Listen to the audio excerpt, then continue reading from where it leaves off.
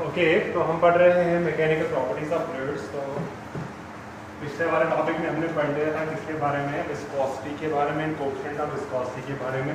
तो हमने वहाँ पे पढ़ लिया था कि जो विस्कस फोर्स लगते हैं किसी भी फ्लूइड के अंदर बिटवीन द डिफरेंट लेयर्स वो किसके बराबर है, ईटा ए dV upon dx, where eta is the coefficient of viscosity, A is the area of cross section common between the two layers, and dV upon dx is the velocity gradient, because when you go from top to bottom the velocity of the different liquid surfaces जो है वो क्या होता है, decrease हो जाता है. So there is some gradient, there is some difference of the velocities. Okay, so this is the force that is being applied within the part, within the fluid by one part of the fluid to other part of the fluid. अब ऐसा होता है कि अगर कोई object, कोई solid object हम लेंगे, ये सॉलिड ऑब्जेक्ट क्या कर रहा है, is moving inside a viscous medium. अगर हम क्या करेंगे, जैसे आपने वो मिल्कियंस ऑयल ड्रॉप एक्सपेरिमेंट पढ़ा है, तो जिसमें हम E/m रेशियो निकालते हैं, तो अगर हम उसमें क्या करते हैं, अगर हम उसमें ऑब्जेक्ट को क्या करेंगे, एक पत्थर लिया मैंने गोल सा, नीचे वाटर है या ग्लिसरीन है या कोई ऑयल है, इसके अंदर मैंने इसको ड्रॉप कर लिया, तो क्या होगा, अब ये एक तो इसके ऊपर ये आपस में एक विस्कस फोर्स लगा रहे हैं, अगर ये मोशन में आ रहे हैं तो इनके ऊपर एक विस्कोसिटी है, विस्कोसिटी का फोर्स है, विस्कस फोर्स है. दूसरा ये कि जब ये नीचे ड्रॉप करेगा, एक यहाँ पे रखेंगे, दूसरा हम इसको रखेंगे कि एयर में इसको ड्रॉप करेंगे, तो ऑब्वियस बात है कि अगर आप देखोगे, एक मैंने रखा है वाटर, एक रखा है मैंने एयर, दूसरा रखा है मैंने हनी. ऑलराइट, तो अगर मैं इसको एयर वाले कॉलम में ड्रॉप करूंगा ये जल्दी नीचे आ जाएगा. अगर मैं पानी में ड्रॉप करूंगा ये इसके मुकाबले में थोड़ा स्लोली नीचे आएगा. अगर मैं इसको हनी के अंदर ड्रॉप, हनी का एक मैंने एक बकेट जैसा लिया, उसके अंदर इस पत्थर को ड्रॉप कर दिया, इसको बहुत ज्यादा टाइम लगेगा. What is the difference here, कि यहाँ पे क्या होता है, ये लेस लीस्ट विस्कस है, लेस विस्कस है, मोस्ट विस्कस फोर्स है, विस्कस फ्लूइड है. ऑलराइट, तो ये जो है इसके अंदर ऑब्जेक्ट्स की मोशन को ये ज्यादा अपोज करता है कि जल्दी उनके साथ अटैच हो जाते हैं, उसको आगे जाने नहीं देते. ओके, तो ये जो है ये कम अटैच हो जाते हैं उनके साथ, तो ये क्या करते हैं, कम अपोजिशन करते हैं produce to the object compared to this other. Alright, तो ये जो फोर्स करता है इसके ऊपर, इसको हम बोलते हैं विस्कस फोर्स या viscous drag. Viscous drag force बोलो या विस्कस ड्रैग बोलो. ये क्या होता है, ये होता है फोर्स जो एक्ट करता है, which acts opposite to the motion of an object. Okay, which acts opposite to the motion of an object. Okay, which क्या करता है, which opposes or reduces the motion of the object. Reduces the motion of object. ये एक ऐसा force है जो क्या करेगा, किसी ऑब्जेक्ट के ऊपर एक्ट करेगा in the direction opposite to its motion, और इसका काम क्या होता है, to reduce its motion, to oppose its motion inside that fluid. मतलब हवा में एक ऑब्जेक्ट, बॉल को फेंकोगे इजीली चलेगी, वही बॉल अगर आप पानी में फेंकोगे, पानी के अंदर जोर लगा के फेंकोगे वो स्लोली चलेगी, हनी के अंदर फेंकोगे और स्लोली चलेगी. तो ये डिफरेंट फ्लूइड्स में एक डिफरेंट ये है, डिफरेंस ये है कि विस्कोसिटी का डिफरेंस है. तो कोई फ्लूइड ज्यादा इसको अपोज करेगा, कोई इसको कम अपोज करेगा.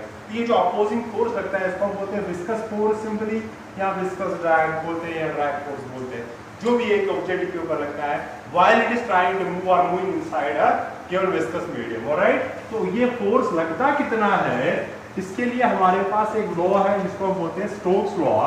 तो स्टोक्स लॉ क्या कहता है, स्टोक्स लॉ हमें देता है expression for the viscous force not within the fluid but acting on a solid object which is moving inside a given viscous medium. Alright, तो ये इक्वेशन जो है आपने डायमेंशन यूनिट से डायमेंशन में पढ़ा है, तो हम इस इक्वेशन को डायमेंशनली डिराइव करते हैं. ओके, तो हमारे पास इसका मेथड है, वो हमारे पास है डायमेंशनल मेथड इसको डिराइव करने का. तो हम इसको डिराइव करेंगे कैसे, तो हम टॉपिक का नाम लिखेंगे यहाँ पे जो है वो है स्टोक्स लॉ. स्टोक्स लॉ क्या करती है, ये देती है हमें calculate the viscous drive force या अपोज. ऐसा मान लो अगर ऑब्जेक्ट सरफेस पे चल रहा है तो अपोजिंग फोर्स फ्रिक्शन, फ्रिक्शन का हमें पता है फॉर्मूला क्या होता है, mu times normal.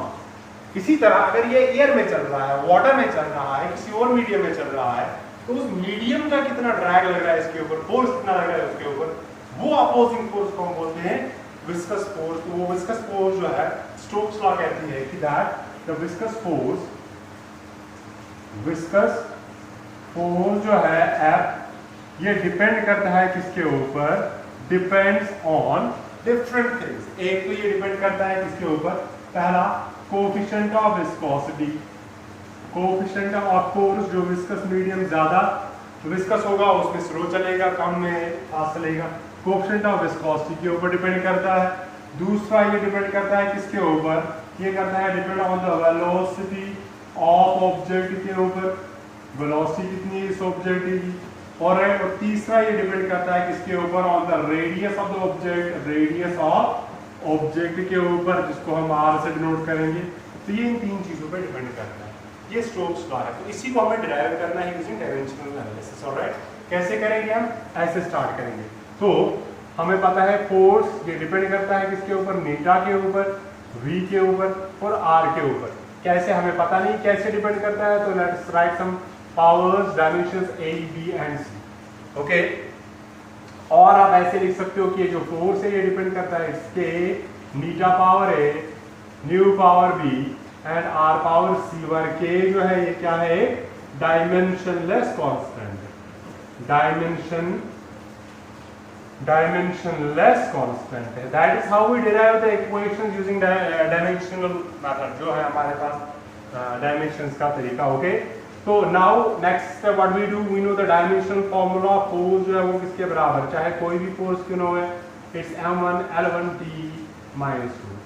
Okay, next is कल हमने किया था क्या, ये तो डायमेंशनलेस है। ओके, नीटा के डायमेंशनल फार्मूला हमें पता है किसके बराबर है, पिछले टॉपिक में हमने किया था m1 l minus 1 t minus 1। Okay, ये हमने डायमेंशनल फार्मूला एक बार इसको चेक कर लेते हैं, it's m l minus 1 t minus 1। Okay, इसके बाद नेक्स्ट है हमारे पास वेलोसिटी, वेलोसिटी का डायमेंशन है l t minus 1 and the last one is radius, radius of course its length, length का डायमेंशन क्या होते हैं l पावर 1। तो ये डायमेंशंस हम पुट करेंगे इक्वेशन नंबर फर्स्ट में, ये हमारे पास इक्वेशन नंबर फर्स्ट। तो put these values in equation number first, we get क्या मिलेगा हमें,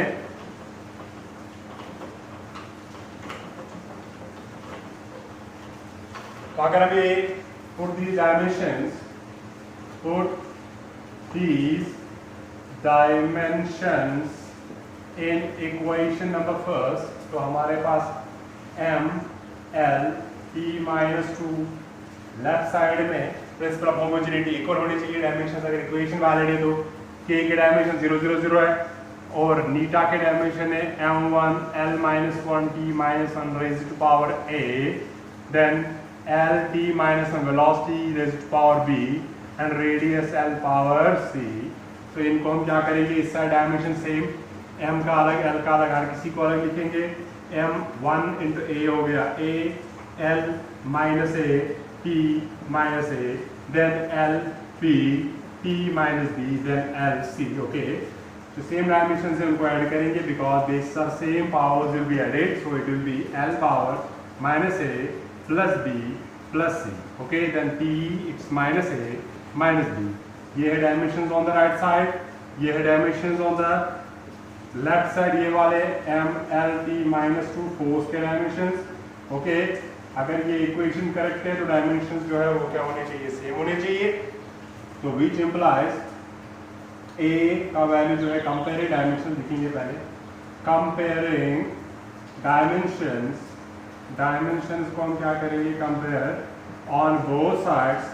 तो हमें क्या मिलेगा, we get what, a equals a equal m का यहाँ पे पावर है 1 हो गया a, दूसरा l के और l के power equal, that is minus a plus b plus c equal to 1। Alright, यहीं पे हम a का वैल्यू 1 डालेंगे तो ये क्या बन जाएगा, minus 1 plus b plus c equal to 1, minus 1 उधर जाएगा तो ये बनेगा b प्लस c बन गया 2 के बराबर। ये आ गई हमारे पास दूसरी equation. Third one is p के पावर्स हम करेंगे कंपेयर, p का पावर है माइनस a माइनस b, इधर क्या है ये माइनस 2, माइनस कॉमन निकाल के क्या लिखेंगे हम, a plus b equal to 2। a का वैल्यू है 1 हमारे पास, तो ये आ गया 1 प्लस बी इक्वल टू 2, तो बी का वैल्यू आ गया 1। अब बी का भी आ गया 1, ए का भी 1 आ गया।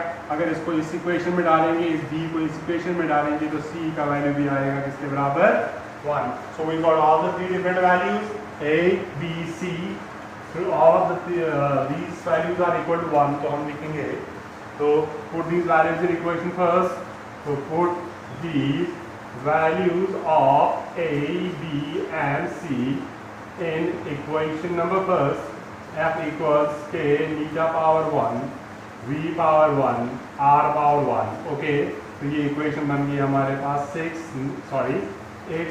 k इंटू नीटा इंटू v इंटू r, और ये जो k है एक्सपेरिमेंट से इसका वैल्यू फाइंड किया जाता है किसके बराबर, this value is 6 pi.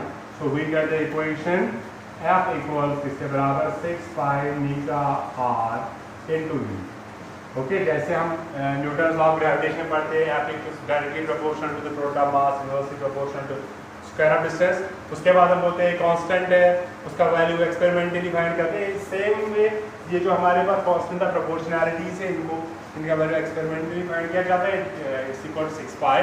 So the Stokes equation becomes what, that the viscous force acting on any object is equal to 6 pi eta r into v के बराबर, alright. It depends upon linear power.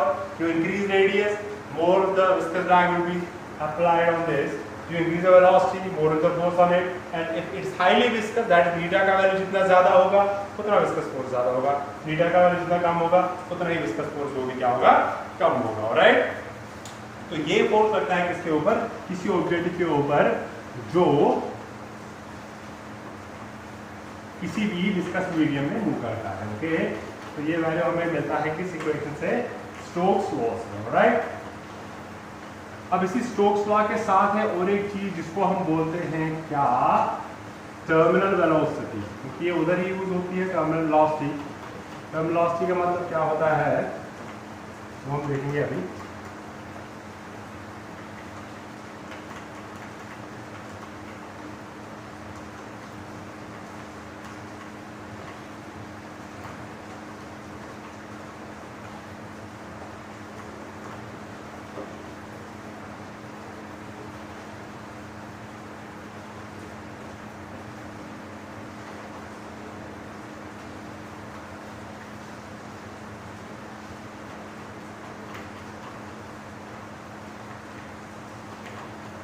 तो next हम बात करेंगे किसकी, terminal velocity की। वो इसी के साथ है, एक इंपॉर्टेंट टॉपिक है टर्मिनल वेलोसिटी।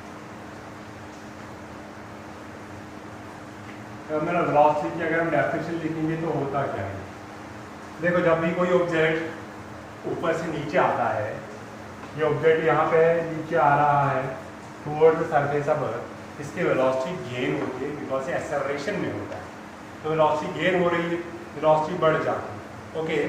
तो आपने ऐसे अंडरस्टैंड करना है। देखो हमने देखा है कि हमने 3 टाइप के फोर्स पढ़े। एक है हमारे पास किसी ऑब्जेक्ट का वेट जो उसको हमेशा ड्रैग करता है डाउनवर्ड, ओके। दूसरा, अगर इसको किसी फ्लूइड में रखेंगे तो हमने पढ़ा है बॉयंट फोर्स। बॉयंट फोर्स हमने पढ़ लिया था फ्लूइड्स पार्ट 1 में। बॉयंट फोर्स जो है ये हमेशा लगता है opposite against the weight, okay. और तीसरा हमने अभी पढ़ लिया कौन सा वाला, विस्कस फोर्स। विस्कस फोर्स जो है ये किसके बराबर होता है, विस्कस फोर्स होता है जो हमने अभी पढ़ लिया, ये अगेंस्ट द मोशन आता है, तो ये वेलोसिटी के अपोजिट आता है, ठीक है। तो ये 3 फोर्सेस किसी भी ऑब्जेक्ट के ऊपर लगते हैं जब वो किसी फ्लूइड में फॉल करेगा, ओके।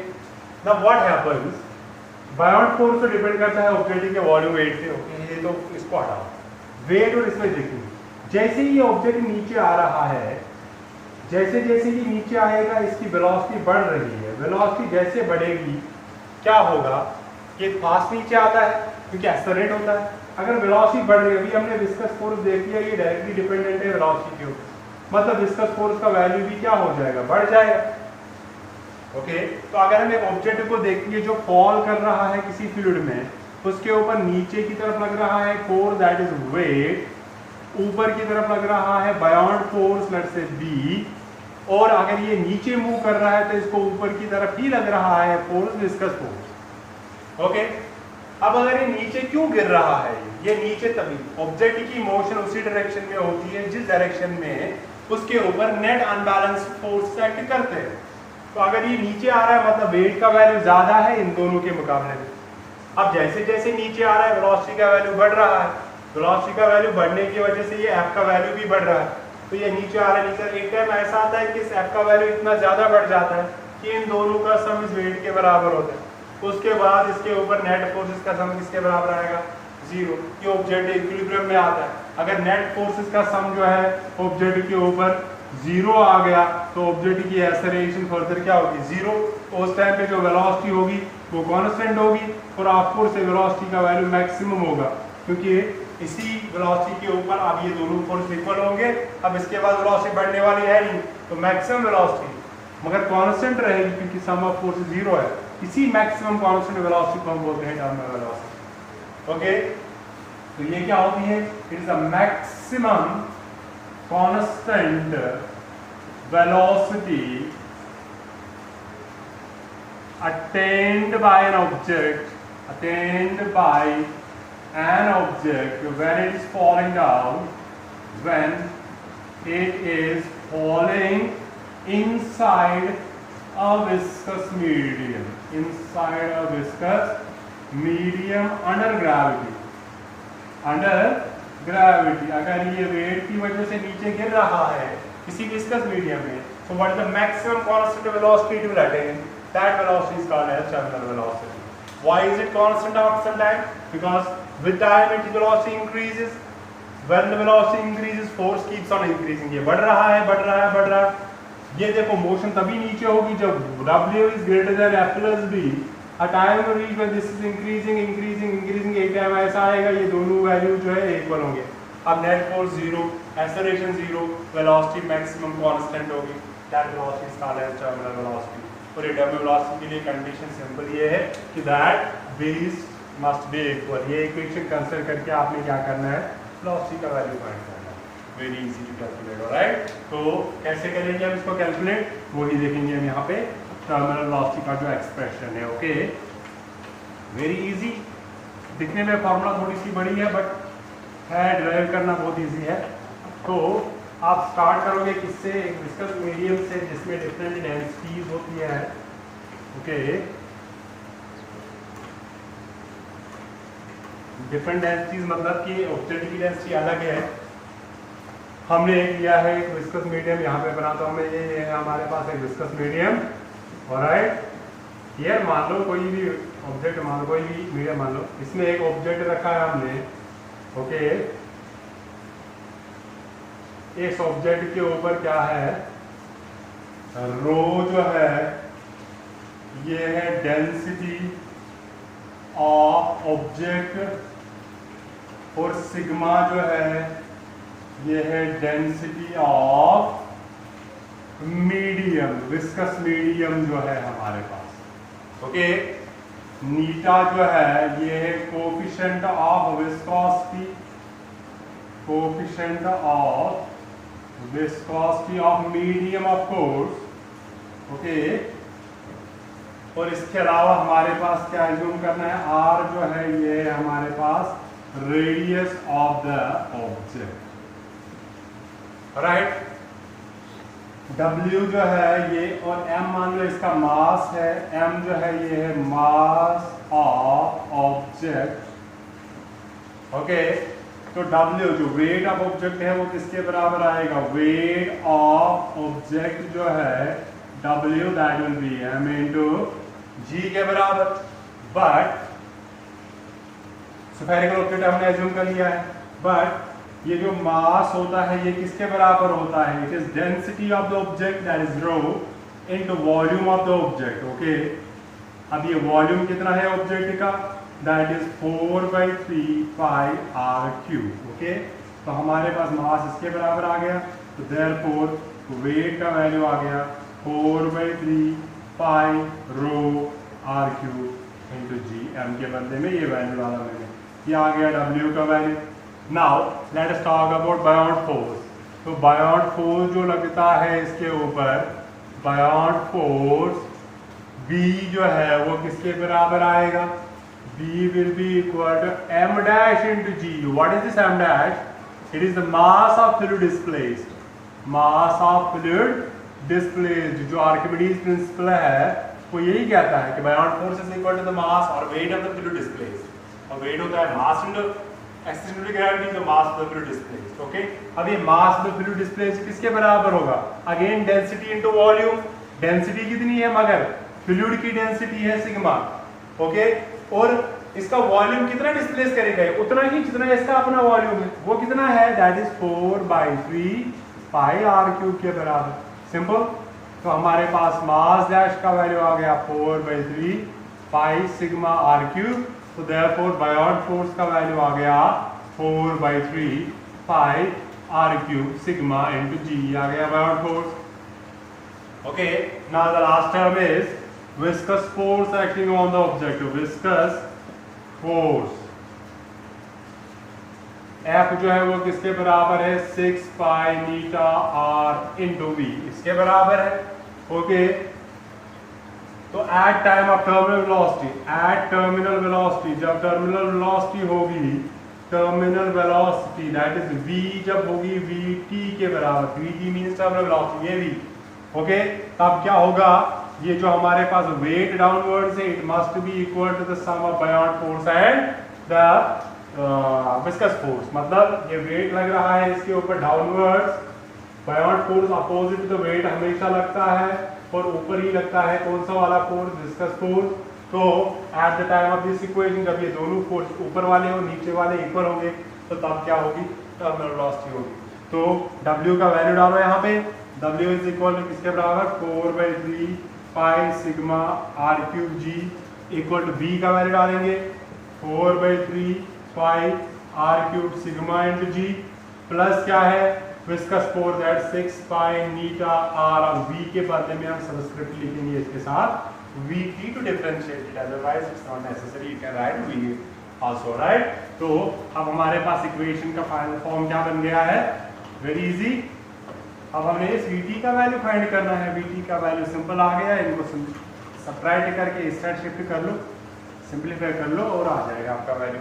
तो इस टर्म को इधर ले आएंगे, पहले लिखेंगे वो 6 pi eta R Vt equals, इसको यहाँ लाएंगे तो नेगेटिव बन जाएगा, तो ये है 4/3 pi R cube sigma g minus 4/3 pi R cube rho into, तो which implies 6 pi eta R Vt जो है वो किसके बराबर आ गया?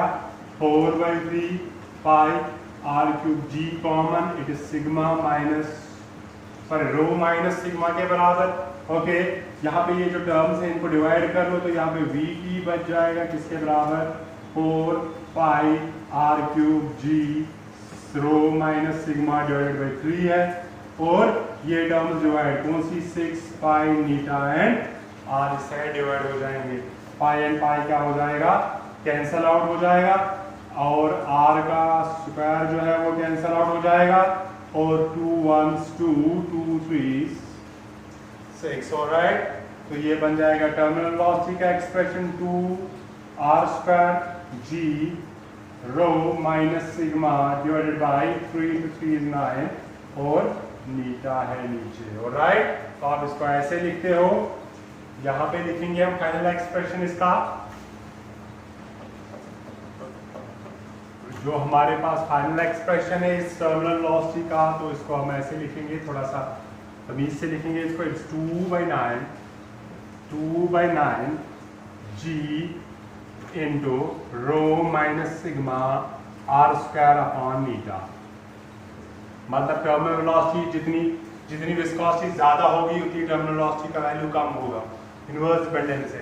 बड़ा होगा रेडियस तो बड़ी टर्मिनल वेलोसिटी वैल्यू होगी, क्योंकि उसके ऊपर जो है वजन भी ज़्यादा होगा तो फास्ट गेन करेगा नीचे, क्या कहते हैं इसको, velocity, alright. So that is the expression for terminal velocity. तो ये कभी अगर बोर्ड एग्जाम्स जो होते हैं वहाँ पे ये लॉन्ग आंसर टाइप क्वेश्चन आ जाता है, ओके, तो ये है हमारे पास कौन सा टर्मिनल वेलोसिटी, और हमने पढ़ लिया है इसमें आज कौन सा स्टोक्स लॉ। ऑलराइट, इसके बाद हमारे पास है डिफरेंट टाइप्स ऑफ फ्लोज है हमारे पास। ओके, और भी एक दो इक्वेशंस है वो हम नेक्स्ट लेक्चर में देखेंगे। और सरफेस सबसे इंपॉर्टेंट इसमें सरफेस टेंशन है, कैपिलैरिटी एक्शन है, ये दो टॉपिक्स है इस पूरे चैप्टर में, वो हम नेक्स्ट लेक्चर में देखेंगे। तो आज के लिए जो इतना काफी है।